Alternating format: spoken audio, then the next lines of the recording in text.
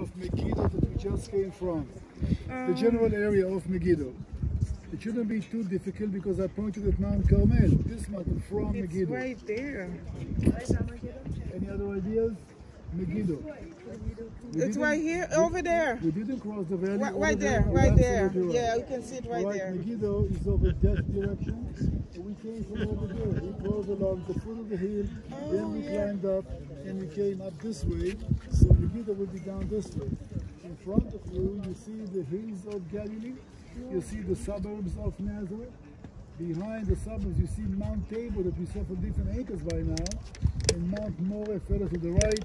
And then you see Mount Gilboa, where King Saul was killed. We've seen these places from closer. You're down in the valley. Right now we see the city from a different angle. So north is this way, and east and west is on the left-hand side. That's where the sun will set in about an hour into the Mediterranean Sea. So this is a beautiful vista that we have from here. Some of you can also see the runways over there. There is a military Air Force base over there. You see the runways. All right, and again, this place was always known for warfare. Even today, the Israeli Air Force is using some of it to have one of our bases. I'm taking you back now to the aftermath of the reign of Solomon. I'm sure that you all remember the name. After Solomon died, the kingdom was now divided into two. The tribe of Judah, the tribe of Simeon, and Benjamin will make the southern kingdom. We always speak about the 10 northern tribes and 2 southern tribes. Well, we need to revise that because we know for a fact the tribe of Simeon was south to Judah. And if you're south to Judah, you cannot be part of the northern kingdom, all right? The Bible says clearly that Benjamin sided with Judah. So the southern kingdom was made of Judah, Simeon, and Benjamin. And 9 tribes made the northern kingdom of Israel. That's the area that you see basically around you. And then we know that there was one king was died, murdered. In the southern kingdom, it was one lineage, the whole line of David, all the way down to Zedekiah, the last king. In the northern kingdom, usually succession was through murdering one another. So we speak about multiple dynasties that were occupying the throne of the northern kingdom. One of the most famous kings of the northern kingdom was a man by the name of Ahab. I don't know if you remember the name.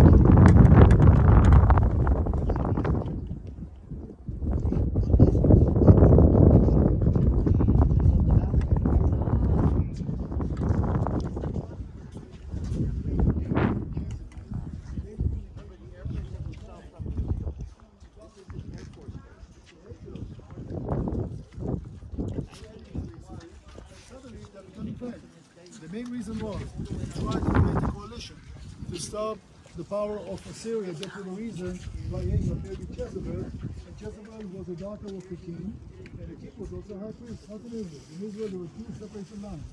Other kingdoms in the area, the king was of absolute power, and he was also the high priest. So when she came to take her position as queen here in the northern kingdom, as Ahab's wife, she brought with her a lot of a whole entourage of priests from her home country, including images of the God that she worshipped. The problem was that Ahab decided to upgrade these gods and to make them the official gods of the kingdom. And that never happened before. The Bible speaks about the sin of Jeroboam. I'm not going to details, but Jeroboam had sinned because he built a temple and people worshipped a golden calf. But even when Jeroboam built the golden calf, he said, "These are your gods of Israel that brought you out from the land of Egypt." Ahab said, "We're no longer worship the God of Israel. We're going to worship another God now, the God of Jezebel." And there was some difference between the two. And punishment surely came. The Bible said that for 3.5 years, 1,000 days, there was no rain in the country. You know what happens when there's no rain? There's a famine and no food. And Ahab had a mighty army based on war chariots, but the horses are dead now because there's no water and no food. So the mighty army basically was no use because there was no livestock in the area. And then Ahab thinks, well, this is a punishment of being punished because of Elijah. And when he sees Elijah sending his slave basically to find Elijah, and then called Obadiah. Elijah says, you know what, let's get the whole nation together to Mount Carmel. Then I'm going to ask them a question. Who is the God that we are going to follow? If God is God, worship him. But if Baal, the head god of the Canaanite, is God, we worship him. And then there was this competition that took place on top of Mount Carmel. Elijah basically said, I'm the only one that's left in all of Israel. What Elijah did not, and the Bible says it clearly, 7,000 people did not kneel to Baal. Yeah. So the word of God was still kept very zealously by a group of people, but the kingdom officially was now worshipping the God of the Sidonians and the Syrians, Baal, basically. And this was the worst time. Until then, in Israel, that officially the kingdom embraced the foreign God. The system, by the way, back in the time was called syncretism. There was a national God, let's say the God of Israel. People worship other gods as well. It was incorrect to say that down south was a good kingdom and everybody worshipped the God of Israel. Incorrect. South in Judah also, many of the local kings over there worshipped idols. And time after time, kings had to lead a reform like King Hezekiah to destroy the high places, destroy the idols. The king Manasseh ruled 55 years. It was terrible. He was worshipping idols officially, including the temple in Jerusalem. So something make the distinction that the northern kingdom were all sinful and the southern kingdom all righteous. That was not the case. There was some more to it. Right? But the first time that in the northern kingdom, the king says officially they no longer worship the God of Israel. They're going to worship the God of the Sidonians. That was indeed the days of Ahab. And for that reason, punishment came. And when Ahab is meeting Elijah, says, is this you, the troubler of Israel? Elijah says, it's not me. It's here because of you the nation is being punished. And then they decide to put it to a test. And the showdown takes place on Mount Carmel. We are on Mount Carmel. Where exactly? Well, that will be a tradition because we don't really know. But the Bible tells us that when Elijah is about to call the fire down from heaven, he's sending his people to go down to a spring, and they fill up buckets of water, right, to pour on the altar 3 times. So the fire will have a harder time to consume everything if after 1,000 days there was still a spring flowing in the area. It has to be quite a large spring. There is one. There is one that flows down even today. Maybe that would be the spring over there. That reason we show that mountain and that's a tradition. That's why this showdown took place between the prophet Elijah on one side, 850 prophets of Baal and Asherah on the other side. We're going to read the biblical passage with your permission. Sir, who's going to read? Please. Okay, guys. That's all right, Ronnie. I'll just come over here. So let's close out the day with scripture. How's that? Okay. What we'd like to do is to get you to come close to the rail here. We're going to show you some things, okay, while we're reading the scripture. And while I'm reading, I want you to point. Okay? So what we're going to read, we'll be able to see where we're at. So, going back to what Ronnie said, Obadiah, remember his name, verse 16, 1 Kings chapter 18. So Obadiah went to meet Ahab and told him, and Ahab went to meet Elijah. And it came to pass when Ahab saw Elijah that Ahab said unto him, Is it thou, thou troubler of Israel? And he answered, I have not troubled Israel, but thou and thy father's house, in that ye have forsaken the commandments of Jehovah, and thou hast followed the Baal. Now therefore send and gather to me all Israel unto Mount Carmel, the prophets of Baal 450, and the prophets of Asher 400. It's the 850 that he was talking about, that eat at Jezebel's table. So Ahab sent unto all the children of Israel and gathered the prophets together unto Mount Carmel. And Elijah came near unto all the people and said, How long ye go limping between the 2 sides? If Jehovah be God, follow him, but if Baal, then follow him. And the people answered not a word. Then said Elijah unto the people, even I only am left a prophet of Jehovah, but Baal's prophets are 450 men. Let them therefore give us 2 bullocks. Let them choose 1 bullock for themselves and cut it in pieces, and lay it on the wood and put no fire under it. And I will dress the other bullock and lay it on the wood and put no fire under it. And call ye on the name of your God, and I will call on the name of Jehovah. And the God that answereth by fire, let him be God. Amen. And all the people answered and said, It is well spoken. And Elijah said unto the prophets of Baal, Choose you 1 bullock for yourselves, and dress it first, for ye are many. and call on the name of your God, but put no fire under it. And they took the bullock which was given them, and they dressed it, and called on the name of Baal from morning until the noon, saying, Baal, Baal, hear us. But there was no voice, no one answered. And they leaped about the altar which was made. And it came to pass at noon that Elijah mocked them, and said, Cry aloud, for he is a god. Either he is musing, or he is gone aside, or he is on a journey, or peradventure he sleepeth and must be awakened. And they cried aloud and cut themselves after their manner with knives and lances until blood gushed out upon them. And it was so, when midday was past, that they prophesied unto the time of the offering of the evening oblation, that there was neither voice, nor any answer, nor any that regarded.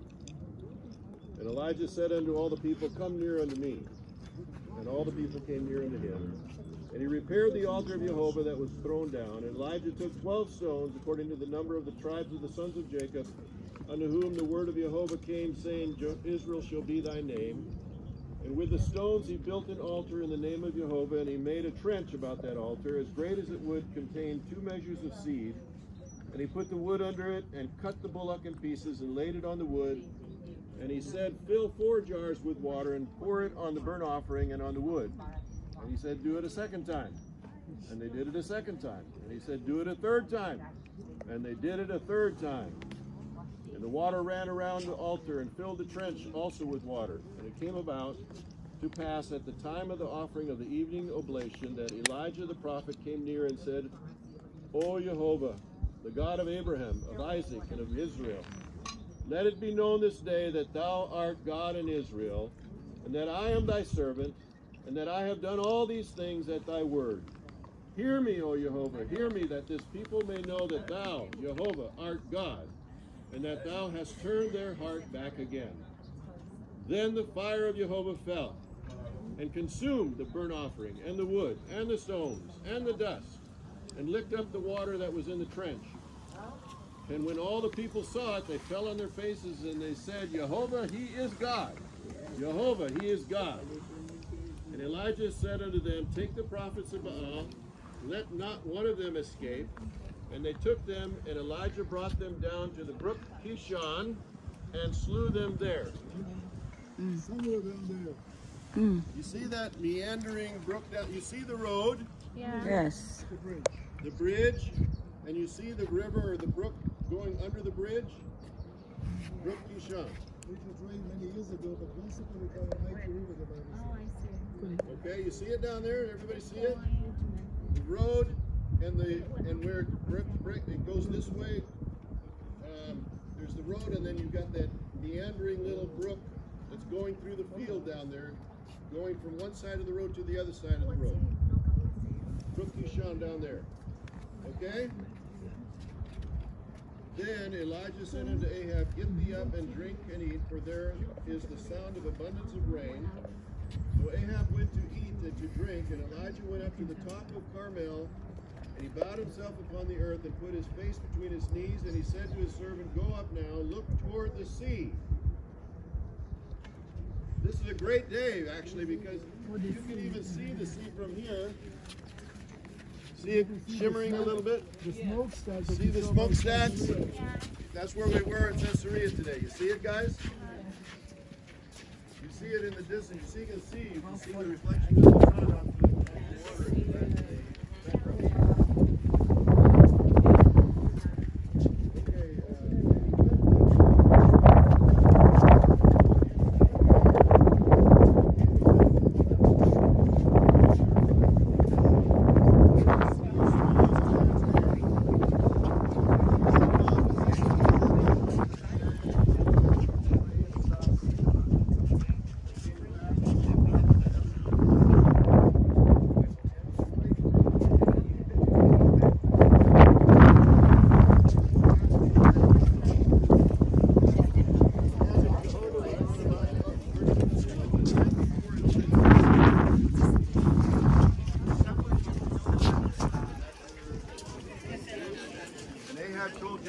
All that Elijah had done, and with all how he had slain all the prophets with the sword.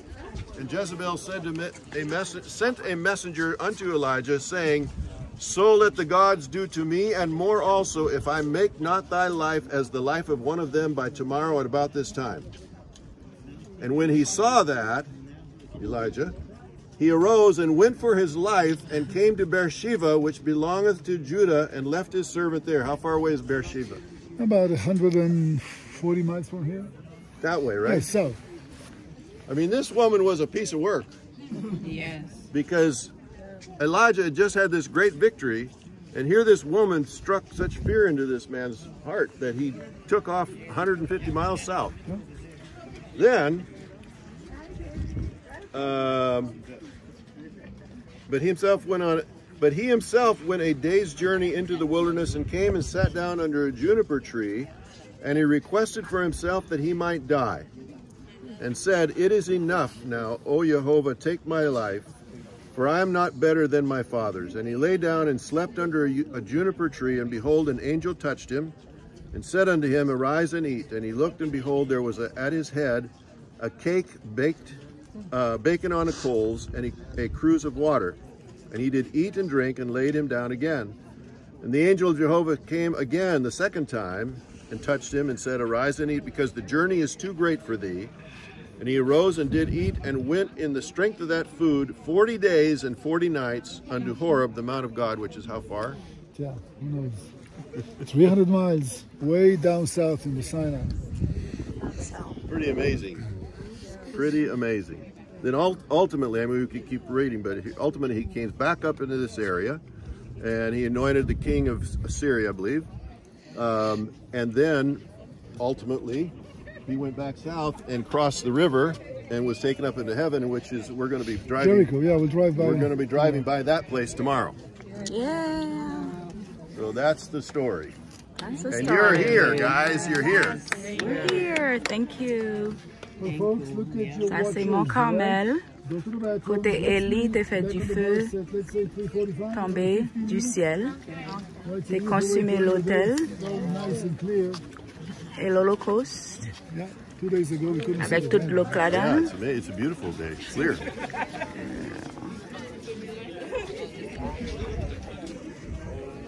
Et en bas là, c'est là qu'il t'a tué pour faire balle avec that Astarte.